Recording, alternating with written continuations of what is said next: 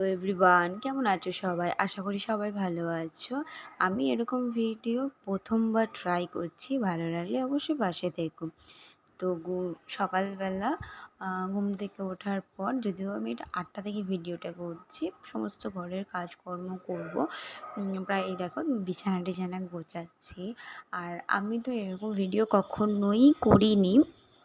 তোমরা দেখতে পাবে আমার এতে এরকম ভিডিও নেই। আমি ফার্স্ট টাইম করছি। আর মানে সেইভাবে কীভাবে কী করতে হয় আমি জানি না। তো যদি কোনো ভুল হয় ক্ষমা করে দিও। আর দেখো আমি বিছানাটা গুছিয়ে নিয়েছি, আমি ঝাড়টা দিচ্ছি, আর আমার হাজব্যান্ডও ব্রাশ করছে। তো তারপর স্নান টান করা হয়নি। তার আগেই আমি আর কি খাবার এনেছিল বাইরে থেকে, ওই জন্য আমি লুচি আর তরকারিটা খাচ্ছি।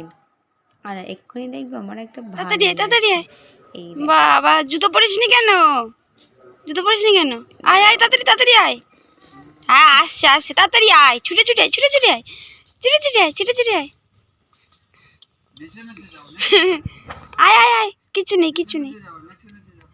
ওর ১.৫ মাস বয়স, ও এখন থেকে বুঝে গেছে যে আমাদের গায়ে কেউ হাত দেওয়া যাবে না।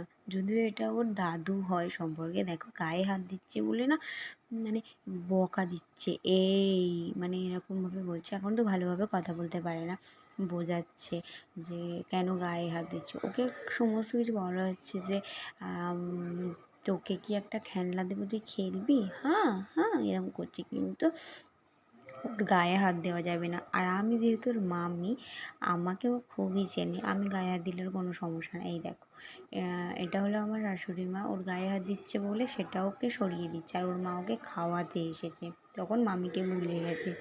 এবার তারপর আমার তো ও এসেছিলো বলে আমার স্নান টান কিচ্ছু করা হয়নি, তো এই জন্য তারপর চলে গেলাম স্নান টান করতে। স্নান টান করার পর রান্নাবান্না করে আমি চলে এসেছিলাম। এ বাবা, এটা হলো বিকেলবেলা, সব এত ভিজে বৃষ্টি এসে গেছে। কিভাবে বৃষ্টিটা হচ্ছে গাইস, দেখো একবার। এত পরিমাণে বৃষ্টি হচ্ছে কি বলবো।